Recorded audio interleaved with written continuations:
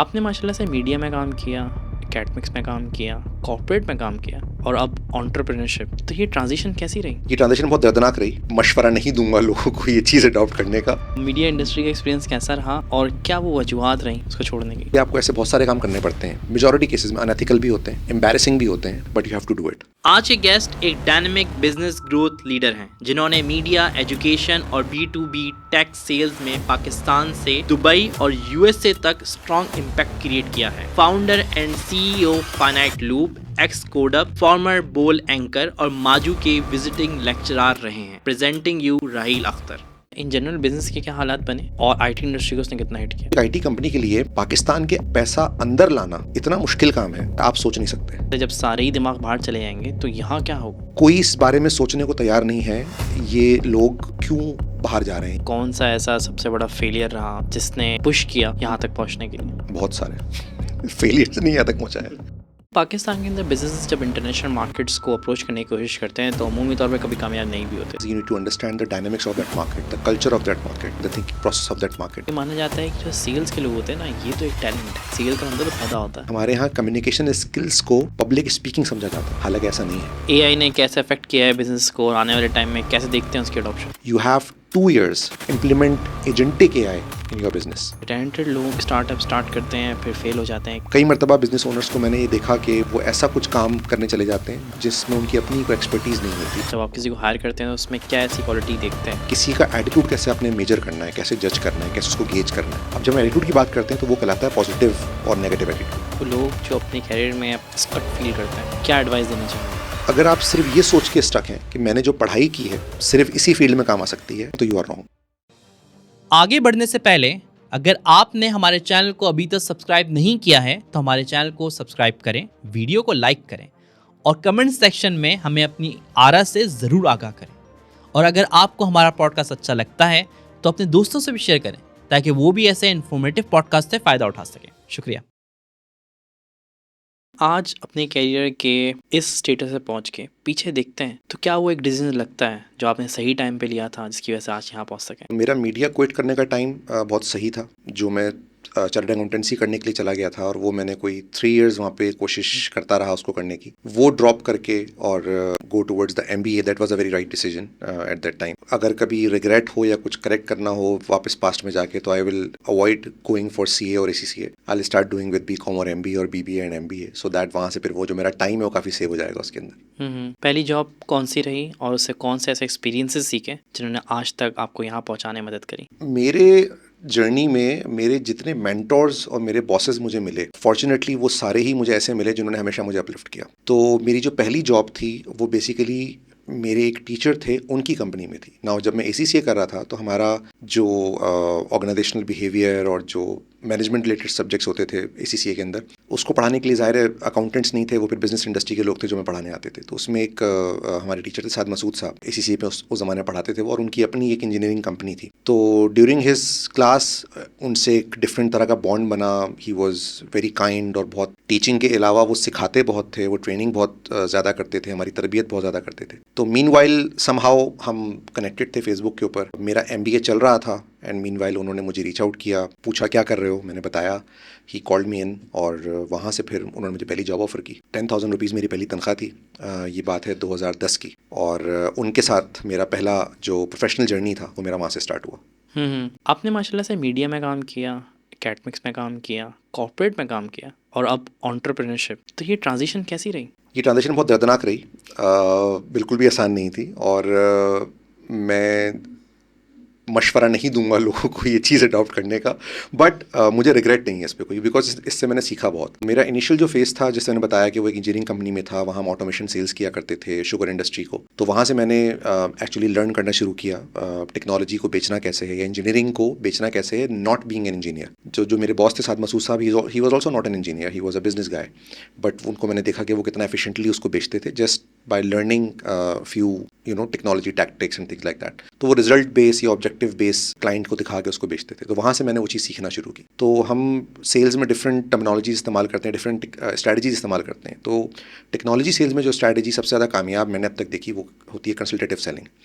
कि you can not push sales just like you are doing in retail sales, you have to be a consultant. So when you adopt a consultative selling technique, तो वहाँ पर आपकी जो business development की results होते हैं वो बहुत ही डिफरेंट हो जाते हैं। तो वहाँ से मैंने शुरू किया था। देन आई स्विच टू, मैंने डॉलेंस में काम किया, अप्लाइंसेस बेची, मैंने हैबिट में काम किया, फर्नीचर बेचे, होम डेकोरेशन बेची, फिर वहाँ से हमने B2B सेल्स की हैबिट के अंदर ही। And then in 2013 I got an opportunity and I was also looking for that kind of opportunity जहाँ पर मैं डिजिटल के अंदर, टेक्नोलॉजी के अंदर मैं जाके कुछ काम कर सकूँ। तो वहाँ से I started specifically doing in IT technology sales. उसके बाद फिर 2016 में somehow I landed an opportunity with a media channel. So it was the first time that I got an opportunity as a full time media job. मैं इससे पहले 2013, 2014, 2015 में part time different projects कर चुका था, ARY के साथ, Jio TV के साथ, समा के साथ। और ये फर्स्ट टाइम था कि बोल से मुझे, जब बोल न्यूज़ लॉन्च हो रहा था 2016 में, रीलॉन्च हो रहा था, तो वहाँ से हमें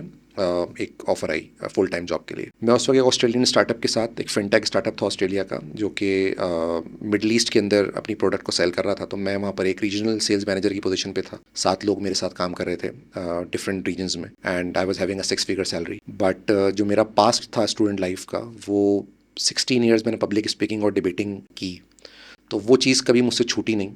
मैं छोड़ नहीं सका उसको कभी, because that plays a very crucial role in my overall personal development. Communication skills मेरी डेवलप हुई, मेरे इंटरपर्सनल स्किल्स डेवलप हुई, और उसने मुझे मेरे जो करियर था सेल्स का, बिजनेस डेवलपमेंट का, और ओवरऑल मेरा जो प्रोफेशनल करियर था उसमें बहुत हेल्प किया। जब 2016 में उन डिबेट्स और पब्लिक स्पीकिंग, जो कि मैं बहुत अच्छा नाम कमा चुका था अपनी स्टूडेंट लाइफ में, और उसके बाद फिर मैं उसको ट्रेनिंग भी कर रहा था, जजमेंट्स करता था। मीडिया में बहुत सारे हमारे सीनियर्स थे जो डिबेटिंग करके वहाँ गए थे, तो सारे मेरे सीनियर थे। Iqrarul Hasan is my senior, Waseem Adami is my senior, Aamir Liaquat Hussain is my senior. तो मेरा जो पहला ब्रेक था मीडिया का, वो मुझे आमिर लियाकत मरहूम ने दिया था 2013 में। अपने ट्रांसमिशन, उनकी रमजान ट्रांसमिशन जो की हुआ करती थी मशहूर, वहाँ उसमें उन्होंने मुझे कुछ सेगमेंट दिए थे करने के लिए। फिर again he called me next year again in Jio TV, sorry in ARY TV for a different type of segment. उसकी बेस पे एक मेरी स्क्रीन बनना शुरू हुई, तो फिर मुझे बोल से फर्स्ट टाइम कॉल आई। I left everything, whatever career I have build up till that date, और जो एक शौक था उसके पीछे मैं मीडिया में चला गया, जो बाद में शौक साबित हुआ अंग्रेज़ी वाला। And 4 years spend in media full time. Like उन 4 सालों में मैंने और कुछ नहीं किया। मैंने टेक्नोलॉजी, सेल्स वगैरह सब कुछ छोड़ दिया था, और मैं फुल टाइम सिर्फ मीडिया में काम कर रहा था। और इरादा ये बन चुका था कि अब मैंने मीडिया ही करना है, मैंने कुछ और नहीं करना। But spending 4 years in media, बहुत सारी रियलाइजेशंस हुई, बहुत सारी चीज़ें रियलाइज़ हुई कि what kind of media industry we have and what kind of future it has for a person like me. तो वहाँ से फिर बहुत मुश्किल डिसीजन लेना शुरू किया। इमोशनल भी था, प्रैक्टिकली भी बहुत मुश्किल था कि उसको छोड़ के वापस वहाँ पर जाया जाए जो मैं इससे पहले कर रहा था।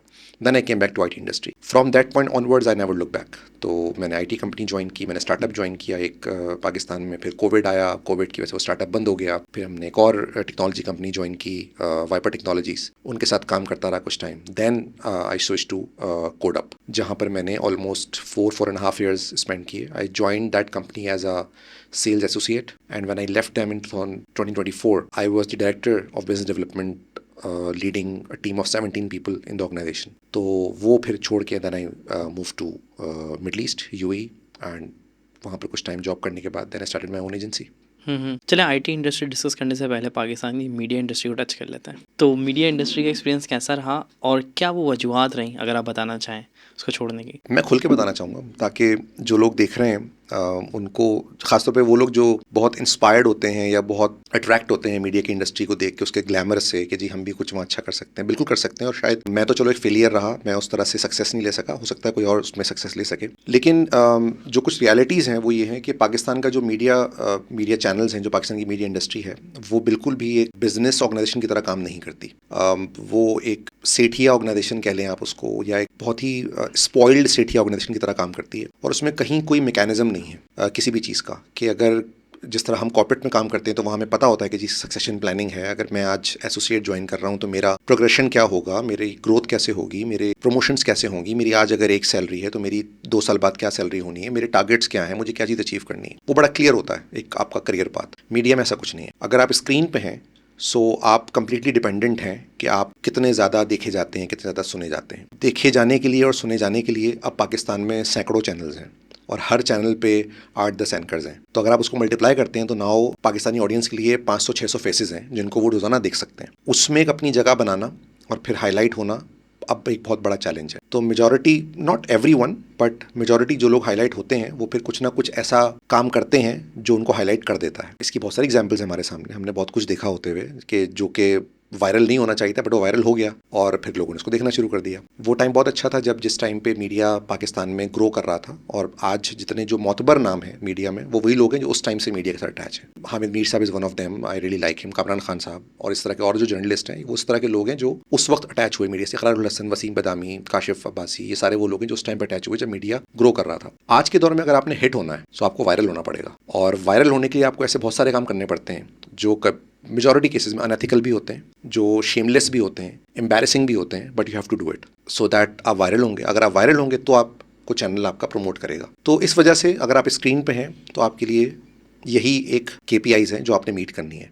अगर आप स्क्रीन पे नहीं है तो आपकी ज़िंदगी ज़्यादा मुश्किल है, क्योंकि फिर अगर आप ऑफ कैमरा हैं तो एक तो आपको कोई जानता नहीं है, और दूसरा जिस ऑर्गेनाइजेशन में आप काम कर रहे हैं वहाँ पर कोई सक्सेशन प्लानिंग नहीं है, वहाँ पर कोई HR प्लानिंग नहीं है कि ग्रोथ क्या होगी, प्रमोशंस क्या होंगे, सैलरीज नहीं मिलती इदारों में हमारे यहाँ। मैं बहुत आसान करके अगर आपको बताऊँ कि मीडिया चैनल की जो इनकम होती है वो 2 तरह से होती है। एक एडवर्टाइजिंग के थ्रू जो कि एक्चुअल होती है, जो कि होनी चाहिए, और दूसरी गवर्नमेंट एड्स के थ्रू जो कि बहुत सारे केसेस में अंडर द टेबल होती है। गवर्नमेंट चैनल्स को पे करती है एड्स के हेड के अंदर, लेकिन कई दफ़ा वो एड्स चले नहीं होते चैनल पे, तो वो चैनल्स को नवाजा जा रहा होता है। जो सेट होता है चैनल का वो सिंपली ये कहता है कि एडवर्टाइजिंग का जो पैसा है वो मेरा प्रॉफिट है, और जो चैनल चलना है वो गवर्नमेंट के पैसे से चलना है। तो जब 2018 में जो गवर्नमेंट आई थी PTI की, उस टाइम पे बहुत कुछ चेंज हुआ था, और गवर्नमेंट की जो एडवर्टाइजमेंट की स्पेंडिंग थी वो बहुत रेगुलराइज कर दी गई थी। उसकी वजह से एक बहुत बड़ा डाउनफॉल आया था चैनल्स पे। जो चैनल के सेट थे उन्होंने सिंपल बोल दिया था कि एडवर्टाइजिंग का जो पैसा है वो तो मेरा प्रॉफिट है, तुम्हें चैनल चलाना है तो अपना पैसा खुद लेकर आओ, अकाउंट्स को, फाइनेंस को एंड ऑल दैट। तो इस वजह से हमने चैनल्स में 3-3 महीने सैलरीज लेट होते हुए देखी। इस तरह का जब चैनल चलता हो तो फिर आप कुछ प्लान नहीं कर सकते उसको फ्यूचर के लिए। दैट्स वाई ग्लैमर बहुत अच्छा है, अट्रैक्शन बहुत अच्छी है, पार्ट टाइम करें। और आजकल तो मीडिया का दौर, ये डिजिटल मीडिया का दौर है, कोई भी मोबाइल फ़ोन के साथ, अच्छी लाइट्स के साथ अपना एक चैनल बना सकता है, और उस पर अगर आप कोई यूनिक आइडिया कर रहे हैं तो वो हर हाल में हिट हो ही जाता है। सो ये रियलिटी है मीडिया चैनल की, and these are the reasons. Financial reason was the primary. जब सैलरीज हमारी लेट होना शुरू हुई 2018-19 का टाइम था वो, जब 3-3 महीने सैलरीज डिले हो रही थी। मैं कोई बहुत नामी गिरामी एंकर था नहीं कि मुझे कोई और चैनल ज़्यादा सैलरी दे के मुझे हायर कर लेगा। तो इस वजह से फिर I have to take a decision कि जी मुझे अपना घर चलाना है या मुझे फिर इसी पे फोकस करना है। सो आई टुक द डिसीजन। चलिए मीडिया इंडस्ट्री के बाद IT इंडस्ट्री की बात करते हैं। आपका काफ़ी टाइम गुजरा है लोकल IT इंडस्ट्री के अंदर, तो कैसे देखते हैं इसकी ग्रोथ को, ये जो हालात रहे और पॉलिसी जो मुसलसल ही बदलती रहती है, पॉलिसी बनाने वाले को नहीं पता होता है पॉलिसी है क्या, तो इन हालात के अंदर इन जनरल बिजनेस के क्या हालात बने और IT इंडस्ट्री को उसने कितना हिट किया? IT इंडस्ट्री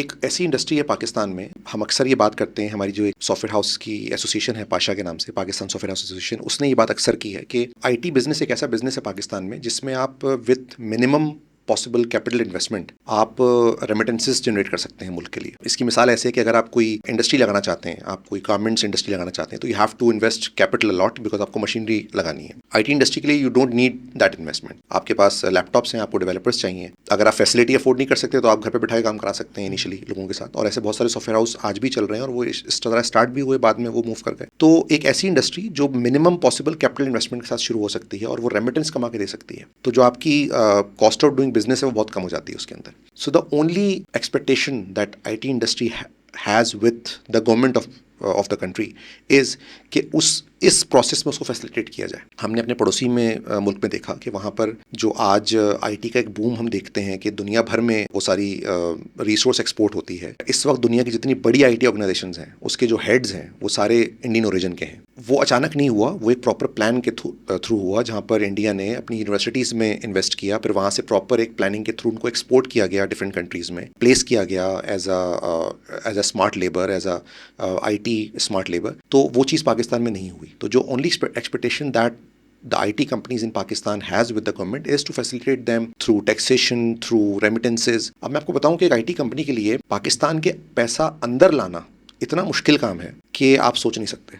तो उस वजह से फिर इस वक्त IT कंपनीज मेजॉरिटी क्या करती हैं कि वो सिर्फ वही रेमिटेंसेस पाकिस्तान में लेकर आती हैं जिसको उनको पाकिस्तान में ज़रूरत होती है, क्योंकि majority of the companies, IT companies in Pakistan are doing business abroad, not in Pakistan. वो सर्विसेज दे रहे होते हैं पाकिस्तान में बिकॉज वो बैठे हुए हैं, तो उनको कोई बिजनेस मिल जाए तो वो दे देते हैं, but majority of the companies they have clientele in US, UK, Europe middle east, ये इनका सारा क्लाइंटल है, majority market is in US. तो जब बिज़नेस वहाँ कर रहे हैं तो वहाँ बहुत आसान है, बिज़नेस रजिस्टर करना, वहाँ पे बैंक अकाउंट ओपन करना बहुत ईजी है। तो वहाँ पर बैंक अकाउंट ओपन करके अपने फंड्स को वहाँ रखा जाता है और सिर्फ वही पैसा पाकिस्तान लाया जाता है जो सैलरीज पे करने के लिए, यहाँ के एक्सपेंसेस को बेयर करने के लिए। क्यों नहीं गवर्नमेंट ऐसी कोई फैसिलिटेशन क्रिएट करती कि ये जितना $1 मिलियन पाकिस्तान की IT कंपनीज का जो वो बाहर पार्क करते हैं वो मुल्क में आए और यहाँ रेमिटेंस के तौर पर इस्तेमाल हो। वही आपकी वाली बात कि पॉलिसीज़ कंसिस्टेंट नहीं है, सर्टेनिटी नहीं है, ये नहीं पता कि आज एक पॉलिसी है तो कल क्या होगी। तो इसी वजह से फिर जो भी इंटेलिजेंट बिजनेसमैन होता है वो यही करता है कि यार वो अपने कैपिटल को सिक्योर करता है कि ठीक है, यहाँ मैं वो पैसा तो लाऊं जो मुझे ज़रूरत है बिजनेस चलाने के लिए, बट जो ज़रूरत नहीं उसको फिर मैं सिक्योर रखूँ एक अच्छी बेहतर करेंसी के अंदर,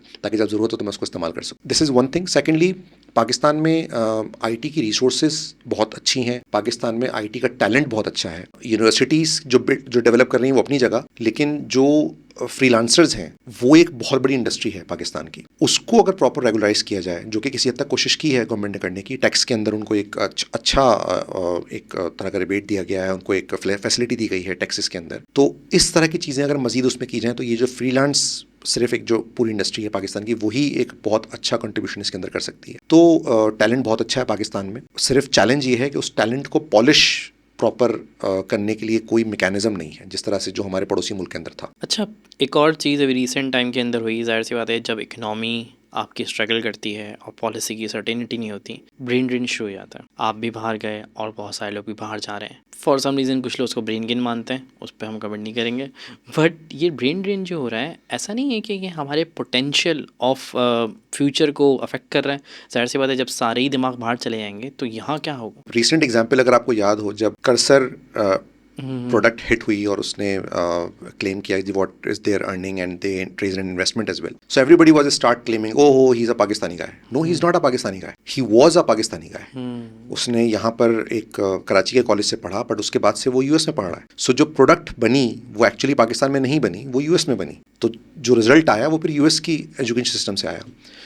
द प्रॉब्लम दैट अभी तक मुझे नहीं पता इसकी कितनी रियलाइजेशन है उन कॉरिडोर्स में जहाँ पर डिसीजंस लिए जाते हैं। कोई इस बारे में सोचने को तैयार नहीं है कि ये लोग क्यों बाहर जा रहे हैं, ये मायूस हो चुके हैं मुल्क से, ये नहीं देखते फ्यूचर मुल्क के अंदर अपना, क्यों जा रहे हैं बाहर। हर किसी को लगता है कि जी बस अयाशी के लिए जा रहे हैं या ज़्यादा पैसे कमाने के लिए जा रहे हैं। नहीं, मैं आपको अगर अपनी ज़ाती मिसाल दूँ तो मैं जिस कंपनी में यहाँ पर काम कर रहा था और जो मेरा पे स्केल था यहाँ पर, वो अल्हम्दुलिल्लाह बहुत ही अच्छा था कि मैं अपना एक बहुत ही अच्छा लेविश लाइफस्टाइल मेंटेन कर रहा था। मेरी फैमिली यहाँ पर थी, मेरे बच्चे बहुत अच्छे स्कूल में पढ़ रहे थे, मैं अपने लिए मेरे पास बहुत अच्छी गाड़ी थी, मेरा बहुत कंफर्टेबल लाइफस्टाइल था मेरा, तो मुझे ज़रूरत नहीं थी पाकिस्तान से बाहर जाने की। मैं जो फेडअप हुआ था वो बहुत सारी चीज़ें थी। सबसे बड़ी चीज़ टैक्सेशन थी कि मैं एक मुल्क में अब मैं क्योंकि हम लोग सेल्स में होते थे तो हमारे सैलरी के अलावा हमारे कमीशंस भी आते थे जो हम सेल्स जनरेट करते थे, वो कमीशन डॉलर्स में आते थे। और as per the Pakistani tax law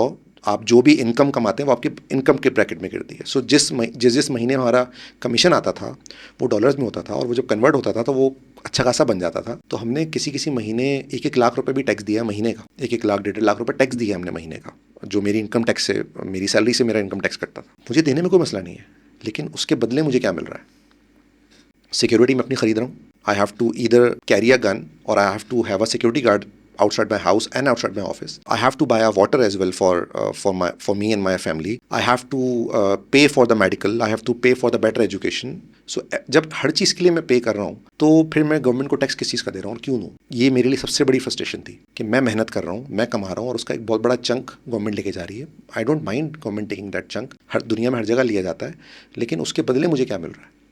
secondly, consistency, certainty. आज एक पॉलिसी बनती है, कल वो पॉलिसी कोई और गवर्नमेंट आके चेंज कर देती है, बिल्कुल रोल बैक कर देती है। उसके बाद तीसरी गवर्नमेंट आती है, वो बिल्कुल नए सिरे से कोई नई पॉलिसी लेकर आती है। Inconsistency of those policies. अब उसमें कहाँ इफेक्ट होता है? आप शुरू से शुरू करें, एजुकेशन से शुरू होता है। आज अगर एक पेरेंट अपने बच्चे के लिए एजुकेशन प्लान करता है तो वो 4-5 साल बाद जाके वैलिड नहीं रहती, क्योंकि यूनिवर्सिटीज़ में पैरामीटर्स चेंज हो गए हैं। HEC ने कोई नई चीज़ इंट्रोड्यूस करवा दी। हम टेक्नोलॉजी कौन सी पढ़ रहे हैं, दुनिया की टेक्नोलॉजी कहाँ जा चुकी है, दुनिया क्या इम्प्लीमेंट कर रही है, हम क्या अपने बच्चों को पढ़ा रहे हैं। फिर आप आगे आते हैं, आप जॉब करते हैं या बिज़नेस करते हैं, तो पाकिस्तान में बिज़नेस करना एक इटसेल्फ चैलेंज है कि उसको आपने रन कैसे करना है।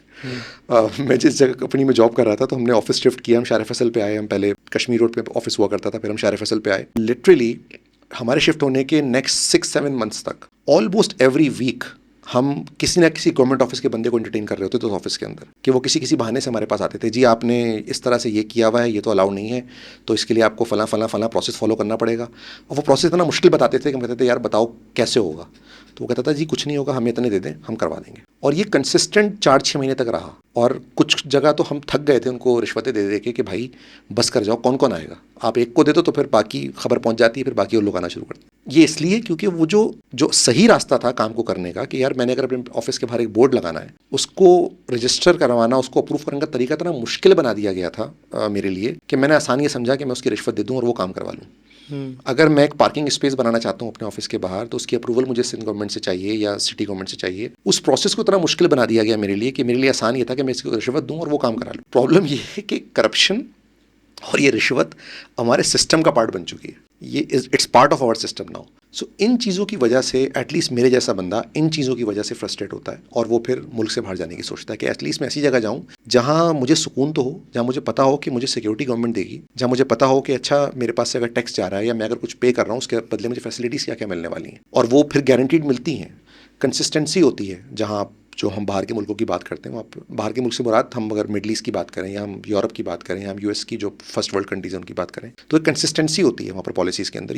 अगले 5 साल में क्या होने वाला है, अगले 10 साल में क्या होने वाला है, वो एक पीस ऑफ माइंड के लिए लोग यहाँ से माइग्रेट करते हैं। तो this is the story of a person of upper middle class like my self, कि वो मुल्क से क्यों जाता है। तो वो ज़्यादा पैसे के लिए नहीं जाता, यहाँ ज़्यादा पैसे हम कमा सकते हैं, कमा लेते हैं अक्सर, लेकिन उन पैसों को कमाने के बाद भी हमारी ज़िंदगी में सुकून नहीं होता, तो उसके लिए फिर हम मुल्क से बाहर जाते हैं।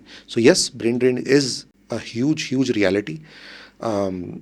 आई होप कि जो डिसीजन मेकर्स हैं वो उसको एक रियलिटी समझें। मतलब जो आपने बात की कि जो लोग ब्रेन ड्रेन को ब्रेन गेन समझते हैं, तो जब वो आप एक रियलिटी को रियलाइज़ ही नहीं करना चाह रहे, फिर क्या चेंज हो सकता है मुल्क के अंदर अगले 50 साल में भी।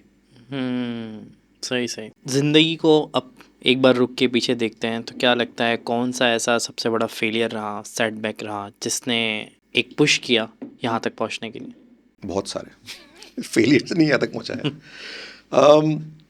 मैं सबसे बड़ा बेटा था घर का, तो यूजली मिडिल क्लास में होता है ना कि वो जो बड़ा बेटा होता है वो वालिद की परंपरा को आगे बढ़ाता है कि जो फादर जिस प्रोफेशन में थे आपने भी वही करना है। तो my father wants to be, he was an engineer, he was working in PIA, so he wants me to be an engineer as well. तो वो पहला फेलियर था कि हम अच्छी पढ़ाई नहीं कर सके और हम यूनिवर्सिटी में एडमिशन नहीं ले सके, हम वहाँ फेल हो गए। फिर हमने कहा चलो पेरेंट्स को प्राउड करेंगे, सीए करते हैं जाके। हम सीए में गए, वहाँ हम फेल हो गए, वहाँ वो नहीं कर सके, एसीसीए नहीं कर सके। तो then I decided to go for MBA, और वहाँ से फिर मेरा एक जर्नी थोड़ा बेहतर होना शुरू हुआ। And then I started doing internships. मेरी इंटर्नशिप्स भी शुरू में चैनल हम टीवी में मेरी पहली इंटर्नशिप थी, उसके बाद मैंने एडवर्टाइजिंग एजेंसी में एक इंटर्नशिप की, and then I landed my first job. Then during that time I also try, because शुरू से वो एक मेंटालिटी थी कि बिजनेस करना है, अपना जॉब नहीं करनी सारी ज़िंदगी। तो I try to do a business. Event management का हमने कंपनी मैंने स्टार्ट की थी मास्ट हेड के नाम से। अच्छा चला, बहुत अच्छा चला। शुरू में हमने अच्छे खासे प्रोजेक्ट्स किए, and then we hit a setback, तो वो फिर हमें बंद करना पड़ा बहुत एब्रप्टली। देन जब मैंने मीडिया जिस टाइम पे छोड़ा था 2019 में,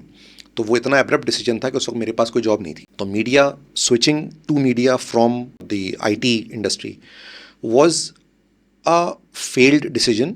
लेकिन उस डिसीजन में मुझे कोई रिग्रेट नहीं है, बिकॉज मैंने उस 4 सालों में एक तरह से ये कह लें कि अपना एक प्रोफाइल बहुत अच्छे से बिल्ड किया, या मैंने सीखा बहुत उस दौरान, एक्सपोजर बहुत मिला, but it was still a failed decision. तो जब मैंने मीडिया से जॉब छोड़ी थी, तो उस वक्त मेरे हाथ कुछ भी नहीं था, हमारी सैलरीज भी नहीं आ रही थी 4-6 महीने से, तो मेरे पास फंड्स भी नहीं थे अपना घर चलाने के लिए, एंड ना जॉब थी। तो I started a training company at that time, and वो अच्छी क्लिक की। हमने एक इंटरनेशनल फ्रेंचाइज भी लिया, वो भी चली, बहुत अच्छी चली शुरू में। Then it was also become a failure, because मैं उसको बहुत ज़्यादा फोकस नहीं कर सका। सो ये सारे फेलियर्स थे जो कि चलते चलते चलते फिर यहाँ तक पहुँचे। मैं पब्लिक स्पीकिंग को बहुत बड़ा क्रेडिट देता हूँ अपनी लाइफ में, क्योंकि बीइंग अ डिबेटर उसने मुझे बहुत पॉलिश किया, क्योंकि मैं जितना भी आज जो कुछ कर पा रहा हूँ वो मेरी कम्युनिकेशन स्किल्स की वजह से, दैट्स व्हाट आई बिलीव। तो मेरी जो पहली स्पीच थी ज़िंदगी की 1995 में, that was started as a failure, क्योंकि मैंने जब स्पीच शुरू की थी एक शादी हॉल में जाके मैंने तकरीर स्टार्ट की, और मैं तीसरी लाइन में पहुँच के भूल गया था। तो सामने BVS महापारसी के बच्चे बैठे हुए थे जो पार्टिसिपेट करने आए थे, they started hooting on me,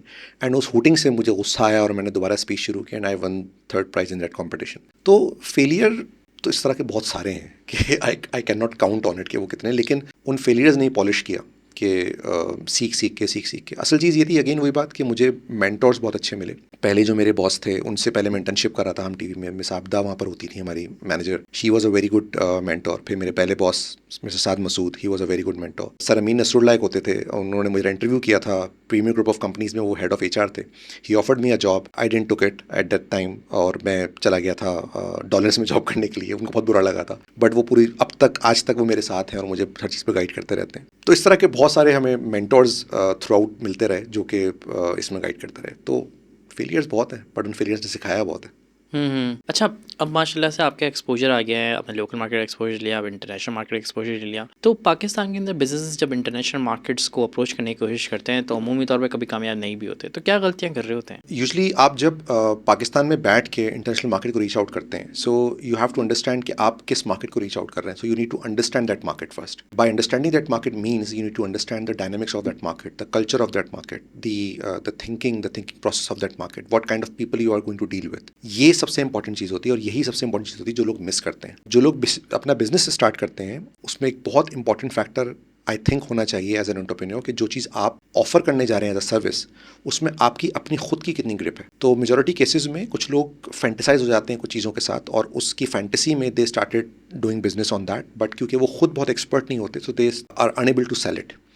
so selling is one of the most important part. So आज की दुनिया में क्योंकि अब हर चीज़ डिजिटलाइज हो चुकी है, so you are reaching your customer digitally. आपने डिजिटल चैनल्स के थ्रू कस्टमर को अपने रीच आउट करना है। वो चैनल्स क्या होंगे, वो प्लेटफॉर्म्स कौन से होंगे, when you are reaching out to them, what are you going to say to them, वो कम्युनिकेशन क्या होगी जो आपने उनसे बात करनी है। इन सबसे पहले वो अंडरस्टैंडिंग बहुत ज़रूरी है मार्केट की। सो फॉर एग्जाम्पल, अगर मैं एक IT कंपनी स्टार्ट मैंने की है और मैं उसकी सर्विसेज सेल करना चाह रहा हूँ अपनी प्राइमरी मार्केट US के अंदर, सो आई नीड टू अंडरस्टैंड कि बिजनेस की डायनेमिक्स क्या है US के अंदर, कितनी तरह का बिजनेस है, जो लोग उस बिजनेस को रन कर रहे हैं वो कौन लोग हैं। US को हम यूजुअली डिवाइड करते हैं 3 डिफरेंट रीजन्स में, east, central and north, east, central and west. तीनों डिफरेंट मार्केट्स हैं, मेंटालिटी डिफरेंट है, बिजनेस की टाइप्स डिफरेंट होती हैं, प्राइसिंग डिफरेंट होती है। सो मार्केट को समझना सबसे ज़्यादा ज़रूरी है, और जो लोग आई थिंक बिजनेस में सक्सेस नहीं ले पाते शुरू में, वो यही अंडरस्टैंडिंग मार्केट की मिस करते हैं। अच्छा, ये भी माना जाता है कि जो जैसे कि आपने कहा कि CEO सेल्स की साइड पर हो, सेल्स पे ग्रिप हो, मार्केट की अंडरस्टैंडिंग हो, और एक और बात आपने तस्करा किया है कि मेरी पब्लिक स्पीकिंग बहुत अच्छी थी। तो ये माना जाता है कि जो सेल्स के लोग होते हैं ना, ये तो एक टैलेंट है, ये स्किल से ज़्यादा टैलेंट है। सेल का बंदा तो पैदा होता है, वो बनाया नहीं जाता। तो कितनी हकीकत है इसमें? It's actually half and half. आपकी interpersonal skills plays a huge role in making you able to sell something और communicate something, but just knowing that is not everything. Now, when you are going to talk to somebody or when you are going to pitch somebody, what will that be? वो pitch क्या होगी आपकी, and how to pitch that. So उसकी जो articulation होती है वो आप ट्रेन कर सकते हैं। मैं आज तक सीख रहा हूँ उस पूरी आर्टिकुलेशन को, मैंने आज तक मैं लर्न कर रहा हूँ। हमारे यहाँ प्रॉब्लम ये है पाकिस्तान और इंडिया में खासतौर पर, इनफैक्ट बांग्लादेश में भी, कि हमारे यहाँ कम्युनिकेशन स्किल्स को पब्लिक स्पीकिंग समझा जाता है, हालांकि ऐसा नहीं है। Communication is not about speaking. Communication is also about listening and active listening. मैं हमेशा इसकी मिसाल यूँ देता हूँ कि जी, being a Muslim, we believe that Allah has done everything based on some purpose. हर चीज़ की कोई मसलहत है अल्लाह ताला के काम में, तो और कोई ना कोई उसमें एक रियलिटी होती है, छुपी होती है उसके अंदर। तो अल्लाह ताला ने इंसान को एक मुँह दिया, 2 कान दिए। उसकी डेफिनेशन ये है कि भाई जितना बोलते हो उससे दुगना सुनने की हिम्मत रखो। सो हमारी listening is a major role player in communication skills. Majority of the people who claim to be skilled in communication skills, वो ये समझते हैं कि क्योंकि मैं बोलता बहुत अच्छा हूँ तो I am a very skilled communication person. ऐसा नहीं है। सो आपके सवाल की बात कि कितना नेचुरल होता है और कितना सीख सकते हैं, interpersonal skills is a natural trait जो कि हर किसी में नहीं होता, लेकिन based on that interpersonal skill अगर आप एक सेल्स पर्सन बनना चाहते हैं, then you need grooming and you can be trained on that.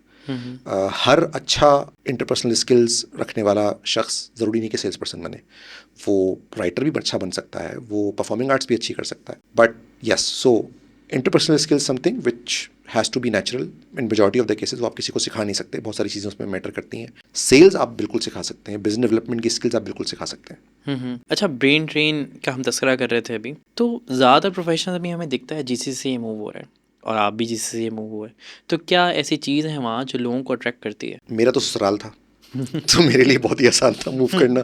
हम लोग पाकिस्तान में जिस तरह से हम लोग रहते हैं, जो हमारा एक कल्चर है वो एक बहुत ही फैमिली ओरिएंटेड कल्चर है। तो majority of the people who even decide to move out वो स्टिल वो बहुत अपनी फैमिली से दूर नहीं जाना चाहते। सो यूएई या मिडल ईस्ट या जीसीसी का जो पूरा रीजन है वो एक बहुत क्लोजेस्ट पॉइंट है पाकिस्तान से। सेकेंडली, पाकिस्तान का जो क्लोजेस्ट रीजन जो कि एक डेवलप्ड रीजन है वो भी जीसीसी है। थर्डली, टैक्स फ्री तरह की हेवन है वहाँ पे कि आपने कोई टैक्स पे नहीं करना। थर्डली, अडेप्टेबिलिटी बहुत अच्छी है कि आप बीइंग अ पाकिस्तानी आपकी एक्सेप्टेंस बहुत ज़्यादा है उस रीजन के अंदर, क्योंकि वहाँ पर मेजॉरिटी इस रीजन को बिल्ड करने में पाकिस्तानी, इंडियंस, बांग्लादेशी लोगों ने बहुत बड़ा रोल प्ले किया। तो वहाँ पर आपको लैंग्वेज का बैरियर नहीं आता बहुत ज़्यादा। You don't need to be a native Arabic speaker or a very good Arabic speaker. अगर आपकी उर्दू भी अच्छी है बहुत और आपको थोड़ी सी अंग्रेजी आती है तो यू कैन सर्वाइव, बिकॉज अब वहाँ पर जो वहाँ के लोकल इमारातीज़ हैं यूएई के अंदर या जो सऊदीज़ हैं वो भी काफ़ी हद तक अब उर्दू समझने और बोलने लगे हैं, बिकॉज इतना अर्सा रहे हैं वो हम लोगों के साथ। तो एडेप्टेबिलिटी बहुत आसान है वहाँ पर, एक्सेप्टेंस बहुत अच्छी है वहाँ पे। करेंसी का डिफरेंस बहुत बढ़ जाता है अचानक से, तो आप वहाँ पर जो अर्न करते हैं और यहाँ पर जो आप अर्न कर रहे होते हैं वो एक बहुत बड़ा परसेंटेज फ़र्क आ जाता है उसमें। तो ये आई थिंक ये बहुत सारे फैक्टर्स हैं जो एक ईजी एक्सेस बनाते हैं मिडल ईस्ट को। एंड देन जो मेरे रीज़न थे ख़ासतौर पे वो तो ये था कि मेरे लिए एग्ज़िट करना और वहाँ पर सेटल होना काफ़ी कंपेरेटिवली आसान था, बजाय इसके कि मैं यूएस का या यूरोप के किसी कंट्री का प्लान करता, क्योंकि मेरे पास एक तो कुछ फैमिली सपोर्ट मौजूद थी इस रीजन में। सेकेंडली, मैं इस रीजन में काम कर चुका था अपनी प्रीवियस जॉब्स के अंदर। मैं यहाँ पर सॉफ्टवेयर टेक्नोलॉजी सेल कर रहा था डिफरेंट जॉब्स में, तो इस वजह से मैं उस मार्केट को जानता था। मेरे वहाँ पे कुछ कॉन्टेक्ट्स थे जिनकी बेस पे मैं अपना करियर स्टार्ट कर सकता था। तो आई थिंक बहुत सारे लोगों के रीज़न होते हैं कि भाई बहन दोस्त यार कुछ ना कुछ वहाँ होते हैं जो कि आपको इंट्रोड्यूस करा देते हैं मार्केट के अंदर। अच्छा, let's address elephant in the room, AI ने कैसे अफेक्ट किया है बिजनेस को, आने वाले टाइम में क्या कैसे देखते हैं उसके अडॉप्शन को? देखिए, एआई इस वक्त दो तरह से इम्पैक्ट कर रहा है। एक, AI as a buzzword for every business. Everybody is claiming that they are using AI, or everybody is claiming that they want AI in their business. How true is that? That is still debatable. Secondly, how actually AI automations and AI models are impacting the routine operations of a business. So ये दो different impacts हैं। जैसे मैंने जब अपनी software company start की finite loop, तो to be in the race I have to brand it as a AI powered company. But उसको बैक करने के लिए then what we did is that we implement AI based processes in our company, जहाँ पर हम development के लिए, design के लिए डिफरेंट ऑटोमेशंस को हम इस्तेमाल कर रहे हैं। अपने एजेंट्स बनाए हुए हैं AI मॉडल्स के ऊपर, जो कि फिर हमने ट्रेन किए हुए हैं। तो हमें वो हमारे सेल्स प्रोसेस के अंदर, हमारी डिस्कवरी प्रोसेस के अंदर, फिर डेवलपमेंट के अंदर बहुत उसमें हेल्प करता है। तो I have to brand my company as a AI powered software company so that I can be accepted in the market, जहाँ पर वो ऑपरेशंस को इम्पैक्ट कर रहे हैं। रिसेंट एक रिसर्च आई यूएई मार्केट के लिए ख़ास तौर पे, तो उसके according every business wants to implement AI and every business claims that they are using AI, but उस रिसर्च में एक्चुअली इन्होंने ये प्रूव किया कि जो एक्चुअल इम्प्लीमेंटेशन हुई है बिजनेसेस के ऊपर, बिजनेसेस के अंदर उन्होंने जो AI को इंटीग्रेट किया है वो सिर्फ 13% है, 13। तो इसका मतलब है कि ह्यूज बहुत बड़ा गैप मौजूद है अभी भी। तो still it's a long way to go businesses को इम्प्लीमेंट करने के लिए। और अभी हमने सिर्फ इतने ही इम्प्लीमेंटेशन के ऊपर देख लिया क्या इम्पैक्ट आया। ले ऑफ्स देखे हमने वर्क फोर्स रिड्यूस होती हुई देखी, हमने एफिशिएंसी बढ़ती हुई देखी। कुछ जगहों पर इसका रिवर्स भी हुआ, जहाँ पर उन्होंने पहले लोगों को ले ऑफ किया और AI इम्प्लीमेंट की, and then after few months they went back कि अच्छा जी नहीं जी we are hiring back people. बहुत सारी एग्जांपल्स हैं ऐसी न्यूज़ के अंदर, जहाँ पर आई थिंक ऐसे बहुत से टेस्ट केसेस भी हैं। यूएई गवर्नमेंट ने अभी recently last month in the month of May 4 मई को अनाउंसमेंट किया कि जी government is giving every government office 2 years timeline to implement AI automation in all of their operations.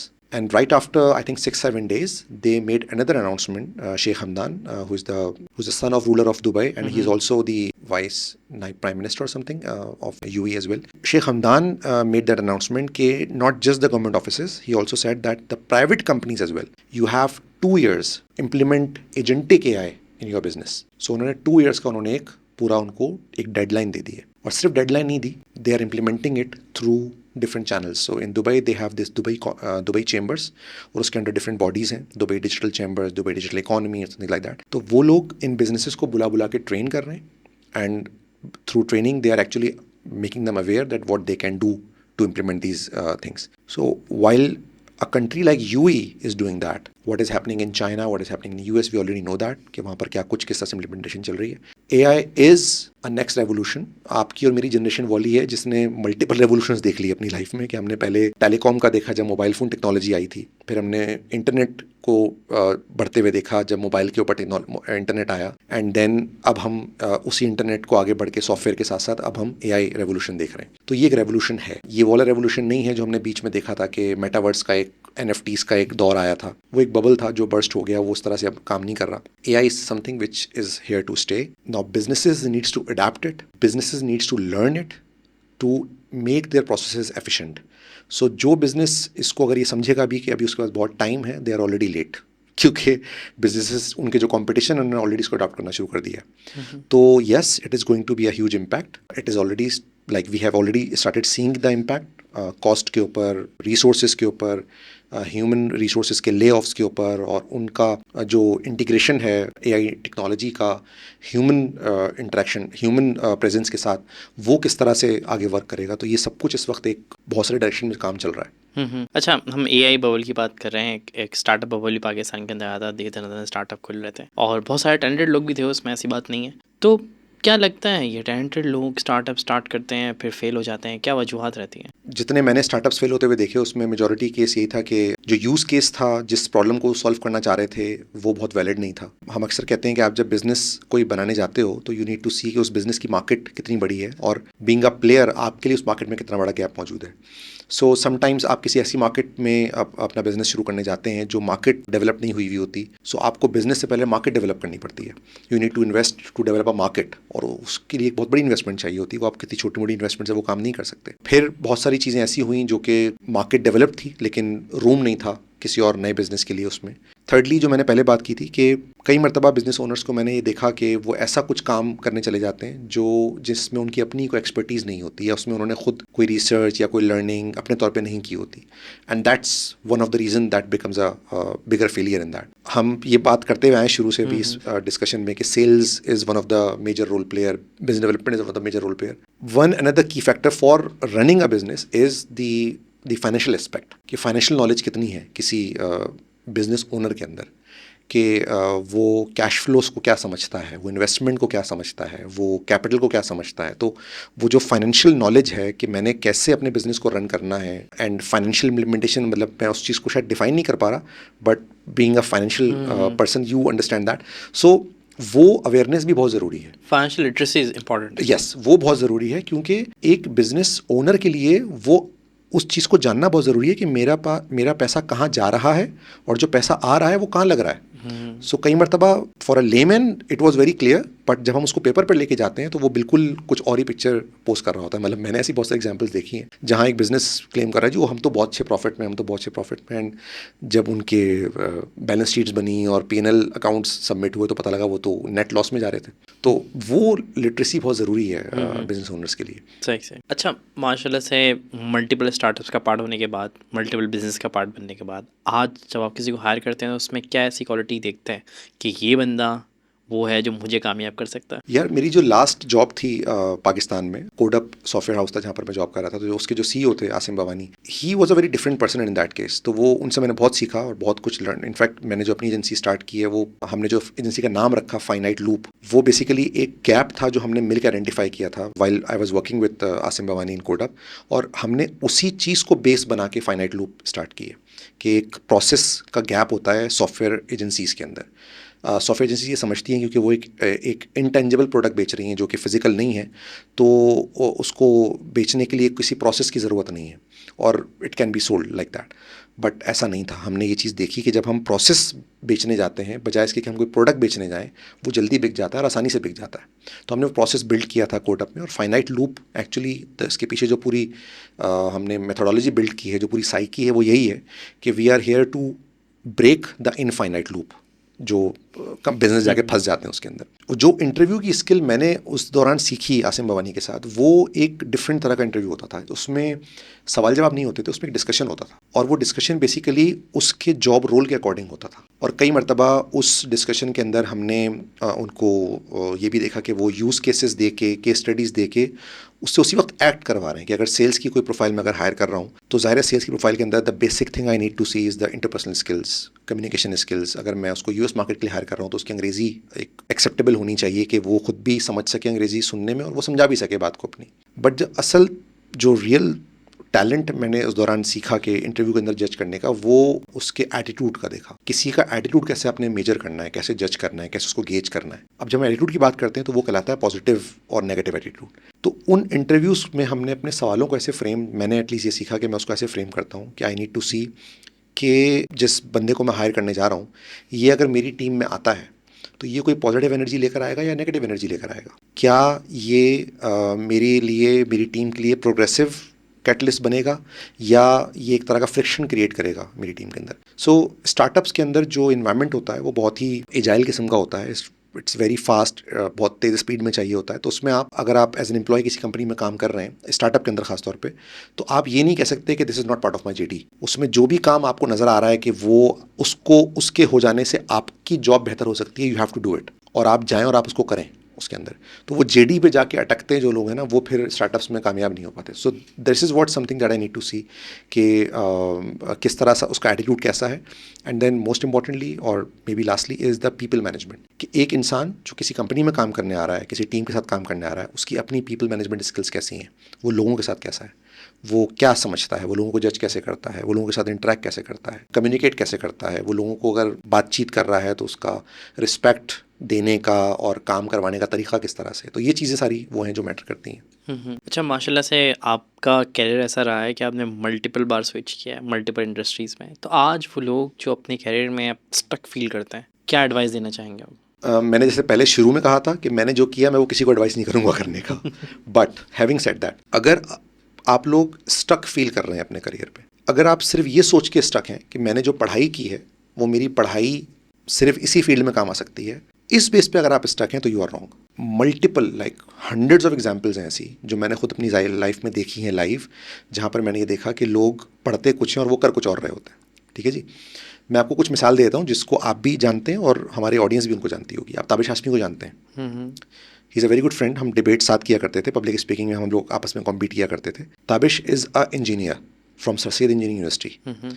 After that he did MBA from IBA in supply chain. उसके बाद ताबिश ने कई साल तक बहुत बड़ी बड़ी कंपनीज़ के अंदर काम किया। 3M में वो काम कर चुका है, आरपाटेक की टेक्नोलॉजी कंपनी थी वहाँ वो काम कर चुका है, TCS में वो काम कर चुका है। ताबिश का पूरा करियर जो था वो सप्लाई चेन, लॉजिस्टिक्स, जो सप्लाई चेन में उसने काम किया था उस तरफ फोकस था। किसी ने नहीं सोचा था कि ताबिश आज जो काम कर रहा है वो करेगा। ताबिश को खुद भी नहीं पता था, ताबिश ये काम कभी करना भी नहीं चाहता था। बट आपने देखा कि वो एक एजुकेशन कुछ और थी और आज वो मीडिया में एक पाकिस्तान का सुपरस्टार है बहुत बड़ा। ठीक है जी, मेरी अपनी मिसाल, मैंने BCom के बाद MBA किया इन मार्केटिंग और मेरी पूरी एकेडमिक्स में कहीं भी कोई इंजीनियरिंग या सॉफ्टवेयर या टेक्नोलॉजी का कोई क्रेडेंशियल्स नहीं है मेरे पास। फर्स्ट डे से जो मैं जॉब कर रहा हूँ वो टेक्नोलॉजी सेल्स की है। और इस दौरान मैंने ऐसे बहुत सारे लोग हायर किए जहाँ पर उनको जब मैंने इंटरव्यू किया और जब मेरे बॉस ने उनको इंटरव्यू किया तो हमने ये देखा कि यार इसकी सेलिंग स्किल्स बहुत अच्छी हैं, टेक्नोलॉजी हम इसको सिखा देंगे। सो हम उसको फिर किसी और इंडस्ट्री से उठा के, हमने वो इंटरव्यू देने आया, हमने उसको वहाँ से उठा के हायर किया। तो उसकी भी एजुकेशन कुछ और थी and they become a very good successful sales person in that case. So ऐसी और मल्टीपल एग्जाम्पल्स हैं हमारे सामने जो पढ़ते कुछ और हैं, अकेडमिक्स कुछ और होते हैं। तो एक तो ये बात दिमाग से निकाल दें कि अगर अकेडमिक्स आपने की हैं तो आपने उसी फील्ड में जॉब करनी है। Academics is very very strong thing to have, degree is a very strong thing to have. मैंने CA से अगर ड्रॉप आउट किया, मैं अगर फेलियर रहा CA में, इसका मतलब ये नहीं मैंने CA से कुछ सीखा नहीं। मैं आज जब अपना बिजनेस रन कर रहा हूँ तो वो सारी अकाउंटिंग की नॉलेज मेरे काम आ रही है। आज मैंने जब अपना बिजनेस स्टार्ट किया था, शुरू के 6-8 महीने कोई अकाउंटेंट हायर नहीं किया था, मैं खुद अकाउंटिंग करता था अपने बिजनेस की, बुक कीपिंग कर रहा होता था, सारे ट्रांजेक्शंस की। वही नॉलेज थी CA की जो सारी काम आई उस सारे टाइम के दौरान। एजुकेशन या नॉलेज कभी भी ज़ाया नहीं होती, वो हमेशा आपके काम आती है। बट ये सोच लेना सिर्फ कि जो मैंने पढ़ा है सिर्फ मैं वही कर सकता हूँ, that's a very wrong impression. तो बिल्कुल अगर आप स्टक फील कर रहे हैं, अपनी स्किल सेट पहचानें अपना। मैं हमेशा कहता हूँ कि इंटरपर्सनल स्किल्स के साथ बहुत ज़रूरी है कि आपकी इंट्रापर्सनल स्किल्स भी डेवलप हों। Interpersonal is something that is about communicating with people, intrapersonal is communicating with yourself. तो आप अपने बारे में कितना जानते हैं, how self aware you are, आपको अपने स्किल सेट का कितना पता है, आपको अपनी स्ट्रेंथ्स अपनी वीकनेस का कितना पता है। तो जो लोग सेल्फ अवेयर होते हैं उनके लिए डिसीजन लेना फिर भी कंपेरेटिवली आसान होता है।